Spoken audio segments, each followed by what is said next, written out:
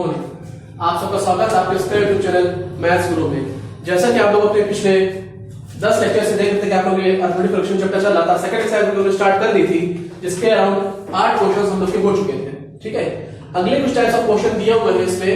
जैसे ये क्वेश्चन आपका दिया हुआ है कि find the 20th term from the last term of the AP 3, 8, 13 dot dot dot और 253। एपी को, इस एपी को देख करके हम लोग ये चीज समझ रहे हैं कि हम लोग हमारे पास एपी का लास्ट टर्म दिया हुआ है। ठीक है, एपी का हम लोग के पास लास्ट टर्म दिया हुआ है।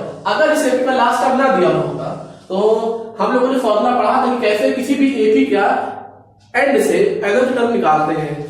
यानी कोई एपी दिया हुआ है, उस एपी में हमको एंड से 10वां टर्म या 12वां टर्म निकालना है। ठीक है, तो उसका फॉर्मूला होता है a माइनस ब्रैकेट में m माइनस n फिर ब्रैकेट क्लोज इनटू d, जहां पे m आपका होता है नंबर ऑफ टर्म्स और n होता है वो टर्म जो आपको एंड से निकालना है। ये फर्स्ट टर्म और d कॉमन डिफरेंस। लेकिन यहां पे हम वो मेथड यूज कर सकते नहीं है, चाहे तो वो भी मेथड यूज कर सकते हैं, लेकिन उसके लिए पहले हमको निकालना पड़ेगा कितने नंबर ऑफ टर्म्स है। ठीक है, तो हम वो मेथड नहीं यूज करेंगे। उसके बाद एक अल्टरनेटिव मेथड भी आपको बताया गया था कि जिसमें अगर लास्ट टर्म दिया हुआ है तो उसको यूज करके हम कैसे निकाल सकते हैं। तो अल्टरनेटिव मेथड से अगर हमारे पास लास्ट टर्म दिया हुआ है तो कैसे हम किसी एपी का एंड से 10वां टर्म, 12वां टर्म, 13वां टर्म निकाल सकते हैं। तो उस अल्टरनेटिव मेथड का जो फॉर्मूला था वो था L minus n minus 1 into d, where L is the last term of the AP, n is the nth term which is to be calculated and d is the common difference। ठीक है, तो इस AP में क्या दिया हुआ है L, इस एपी में L की वैल्यू दी हुई है 253 माइनस n क्या है 20 माइनस 1 इंटू डी क्या है 8 माइनस 3 5। ठीक है, 253 माइनस 20 माइनस 1 कितना हुआ 19, 19 इंटू 5 95। ठीक है, तो 253 माइनस 95 आपको कितना हुआ 158। इसका मतलब जो आपके पास एपी दिया हुआ था 3, 8, 13 अप टू 253, उसका लास्ट से 20th टर्म क्या होगा 158। ठीक है, हम चाहते तो उसमें ओरिजिनल फॉर्मूला लगा सकते थे a minus m minus 1 into D, जहां पे a हमारा फर्स्ट टर्म होता, m हमारे number of terms of the AP होते, n की वैल्यू यहां पे 20 होती और d कॉमन डिफरेंस होता। लेकिन वो थोड़ा सा लंबा में चला जाता, थोड़ा सा लेंथी हो जाता, 1-2 स्टेप्स में बढ़ जाते। तो एक चीज ध्यान रखने की जरूरत है, ये देखिएगा ये क्वेश्चन आया कितने नंबर का है। अगर ये क्वेश्चन आपका अप टू 2.5 नंबर्स का है तो आप ये मेथड लगा लीजिएगा, वरना अगर ये क्वेश्चन आपका 3 या 4 नंबर्स का आया है, 4 नंबर्स के वैसे आने में चांसेस कम है, लेकिन अगर 3 या 4 नंबर्स का आया है तो आप उस पर वो मेथड भी लगा सकते हैं।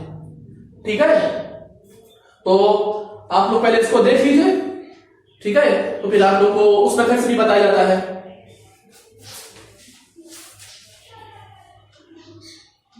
ठीक है, इसको तो देखते रहिए।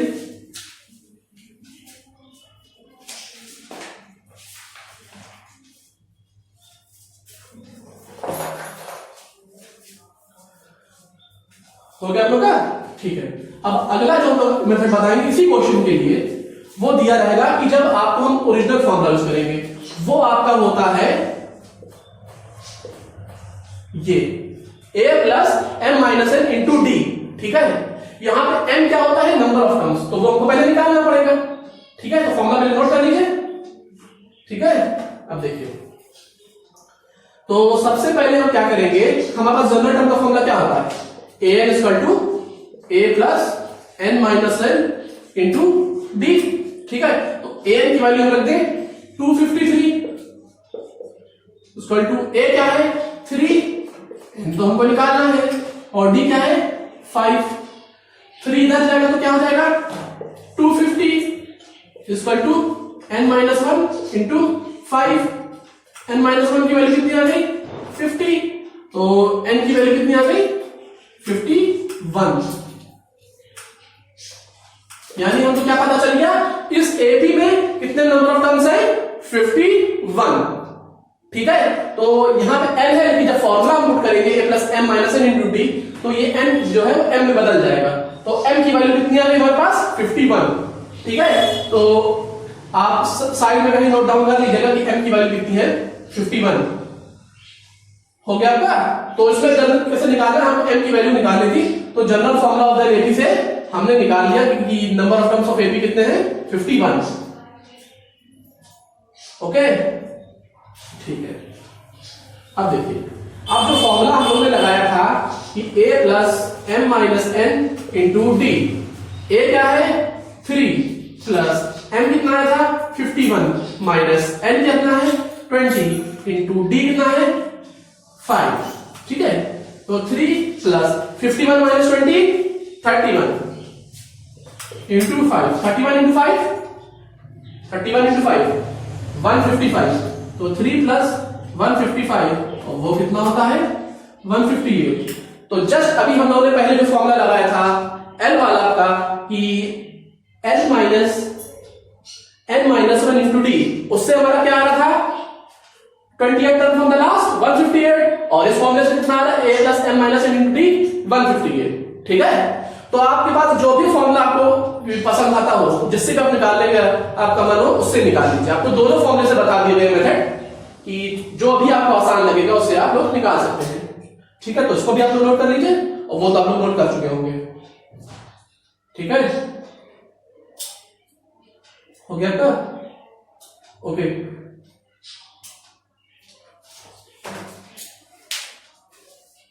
अगला क्वेश्चन दिया हुआ है कि find the sum of the two middle terms of the AB -4/3, -1, -2/3, -4/3। ठीक है, इसमें क्या करना है आपको थ्योरी ऑलरेडी बता दी गई कि मिडिल टर्म कैसे निकाले जाते हैं। ठीक है, अगर नंबर ऑफ टर्म्स इवन हो तो कैसे, और नंबर ऑफ टर्म्स ऑड हो तो कैसे। ठीक है, ऑड में सिर्फ एक ही होता है मिडिल टर्म, और इवन में 2 मिडिल टर्म्स होते हैं। तो सबसे पहले हमको क्या निकालना पड़ेगा नंबर ऑफ टर्म्स। तो उसके निकालने की क्या फॉर्मूला यूज करेंगे हम, general term of the AB, जिसमें हम लोग n जो है nth टर्म मान लेंगे लास्ट वाले को, तो उस पे हमको जो n की वैल्यू निकाल के आएगी वो ऑटोमेटिकली हमको number of terms of AB पता जाएगा। तो उसके लिए फॉर्मूला क्या लगाएंगे, an equal to a plus n minus 1 into d.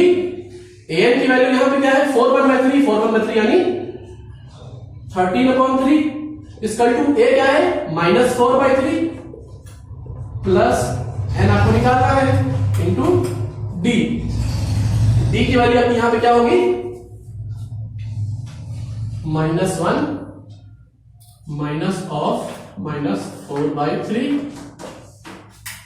ठीक है, तो ये आपको कितना हो जाएगा -1 माइनस ऑफ -4/3 हो जाएगा -1 प्लस 4/3 यानी 4/3 -1 यानी 1/3 हो जाएगा। ये देखिए -1 माइनस ऑफ -4/3, ये तो है -1 माइनस ऑफ -4/3, तो ये माइनस और माइनस मिलकर प्लस हो जाएगा, तो -1 प्लस 4/3, तो -1 प्लस 4/3 कितना हो जाएगा 1/3 आपका। ठीक है, समझ में आ गया ना 1/3 कैसे होगा। ये देखिए -1 माइनस ऑफ -4/3 ये लिखा गया है, तो जब ये ओपन होगा ब्रैकेट तो माइनस और माइनस प्लस हो जाएगा, और उसके बाद 4 -1 प्लस 4/3 वो होता है 1/3। ठीक है, तो आपकी डी की वैल्यू कितनी आ गई है 1/3।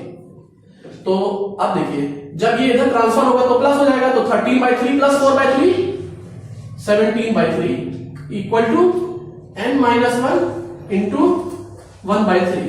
ठीक है, आपको एक चीज बता दी गई थी कि जब भी कभी भी दो टर्म्स आपके एक तरफ मतलब एलएचएस की साइड में दिया गया हो और एक एलआरएचएस की साइड में दिया गया हो, ठीक है, अगर दोनों डिनोमिनेटर्स की साइड में है, जैसे यहां ये है, ठीक है, तो हम लोग डायरेक्टली इस 3 को और इस 3 को हम लोग काट सकते हैं, डिवाइड कर सकते हैं, क्योंकि जब ये 3 उधर क्रॉस मल्टीप्लाई होगा तो वही होने वाला है। ठीक है, होता क्या है, जैसे मैंने आपको इस तरह से दिया है a/b इक्वल टू c/b, ये चीज अगर दी आपको a/b इक्वल टू c/b, तो हम लोग ये b और ये b कैंसिल आउट कर सकते हैं। ये फ्रैक्शन का एक सिंपल रूल होता है। ठीक है, आया ना, तो वही रूल हम लोग यहां अप्लाई करेंगे, तो 3 3 कैंसिल कर देंगे।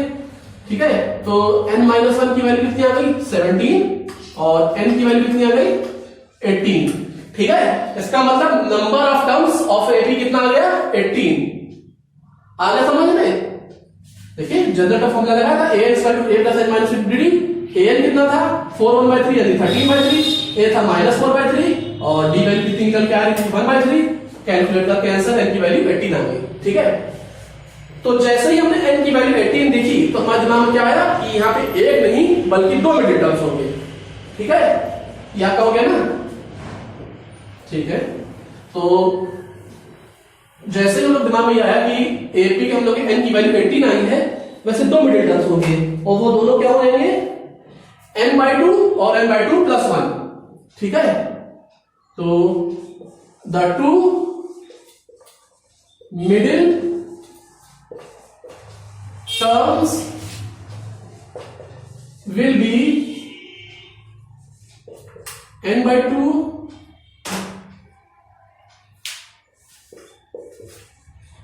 and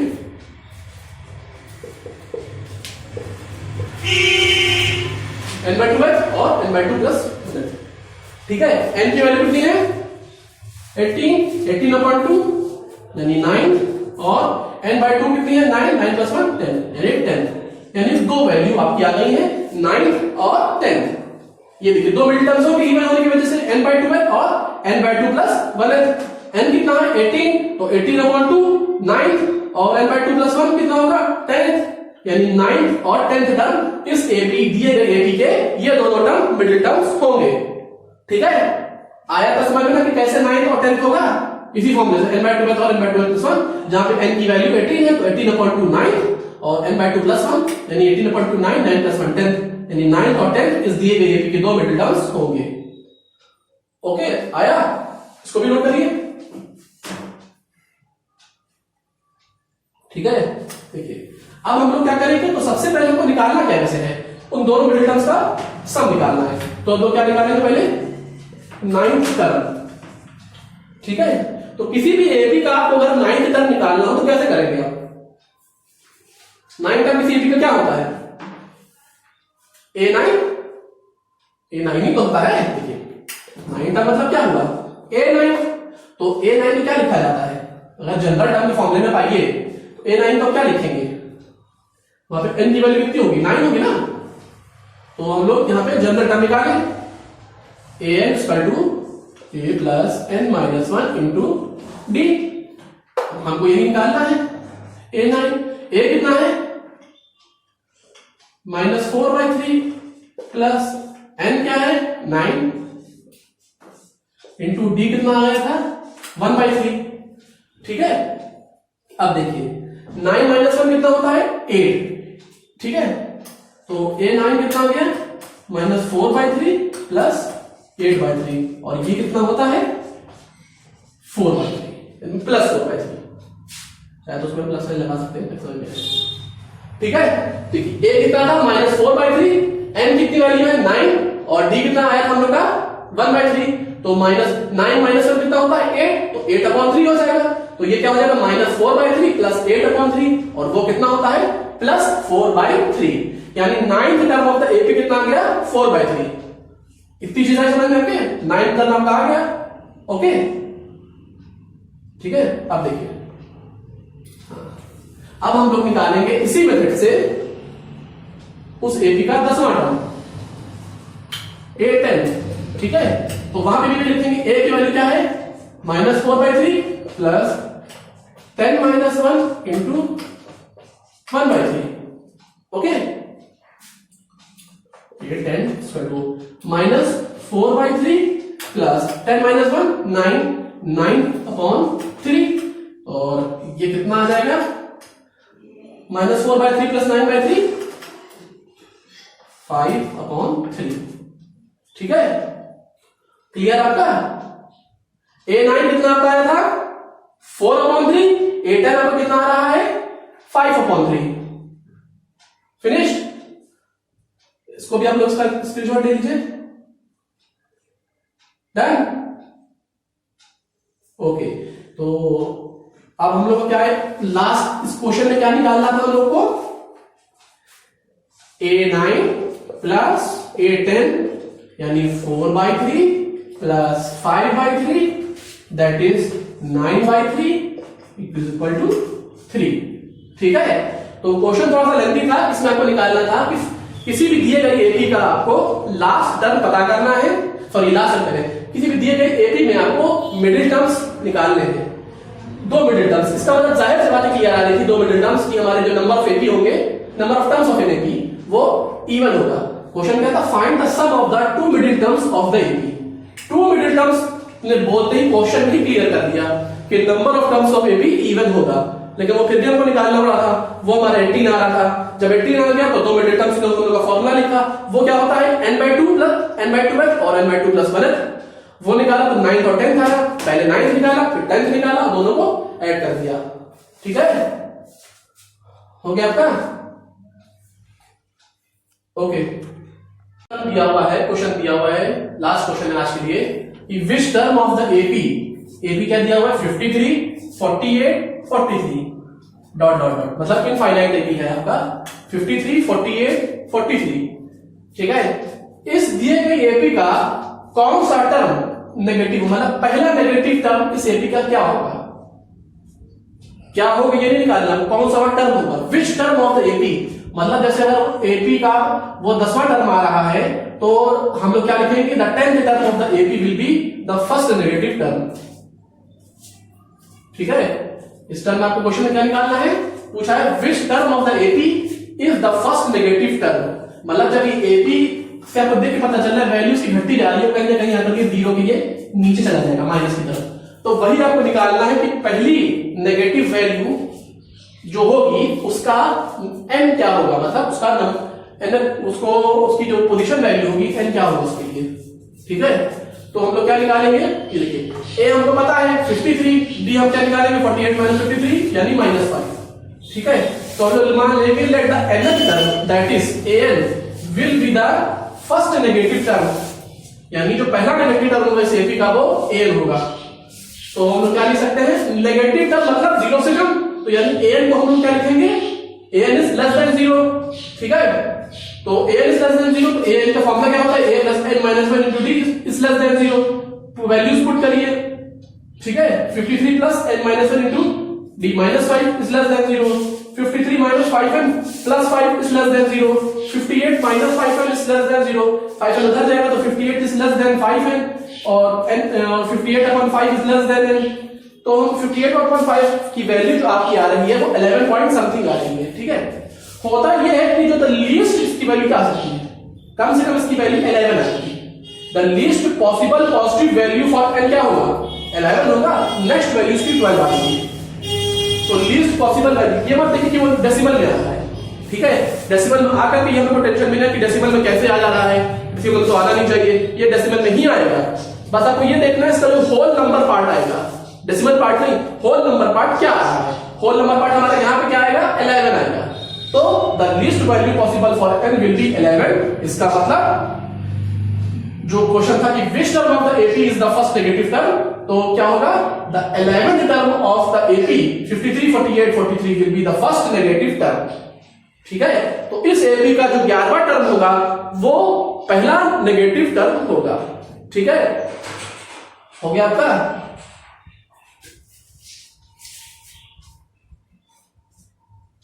ठीक है, तो अगर आपको आज का लेक्चर पसंद हो तो लाइक करिए, शेयर करिए और चैनल को सब्सक्राइब करना मत भूलिएगा। चैनल को सब्सक्राइब करने के बाद बेल आइकन पर जरूर क्लिक कर दीजिए। बेल आइकन क्लिक करते ही जैसे वीडियो अपलोड होगा उसका नोटिफिकेशन आपको फौरन मिल जाएगा। ठीक है, ज्यादा शेयर करिए क्योंकि क्वेश्चंस आपके थोड़ा सा इस एक्सरसाइज में जो भी आने वाले डिफिकल्ट क्वेश्चंस होंगे वक्त लगेगा, इसलिए आपको 2 से 4 3 से 4 क्वेश्चन करवाए जाएंगे आपको। ठीक है, तो ज्यादा लोगों को शेयर करिए, जैसे आपको पता चले और भी लोगों को इसकी बारे में जानकारी मिलती रहे। ठीक है, क्वेश्चंस आप लोग के ज्यादा डिफिकल्ट आने वाले हैं क्योंकि अब जैसे आप लोगों ने इस तरह क्वेश्चंस पहले नहीं वही पढ़े होंगे। ठीक है, तो ग्रेटर साइन नॉर्मल तक हम लोग इक्वल टू साइन के क्वेश्चंस लगाते हुए आ रहे हैं। अब यहाँ पे greater sign, less than sign, इस टाइप के क्वेश्चंस भी आप लोग के आते थे जो आपको लगाने पड़ेंगे। ठीक है, और एक चीज आप लोग और बता दीजिए कि ये चैप्टर का जो एपी बताया जा रहा है इसके बाद आप लोग की, क्योंकि कुछ चीजें सिलेबस से हटा भी दी गई है सीबीएसई बोर्ड में, जैसे कि एचपी आपका हटा दिया, हार्मोनिक प्रोग्रेशन इस वक्त इस बार इस साल सिलेबस में नहीं है। ठीक है, तो वो चीजें आपको नहीं पढ़ाई जाएंगी। इसके बाद एपी के बाद आपका चैप्टर शुरू होगा वो जीपी होगा। ठीक है, और उसके बाद जो आपका चैप्टर शुरू किया जाएगा एपीजीपी के बाद, वो आपका सर्कल चैप्टर शुरू किया जाएगा, जो बहुत ही जरूरी चैप्टर आता है बोर्ड के पॉइंट ऑफ व्यू लेवल से। ठीक है, तो चैनल को लाइक करिए, शेयर करिए, वीडियो अच्छी लगे तो कमेंट जरूर करिए। Thank you.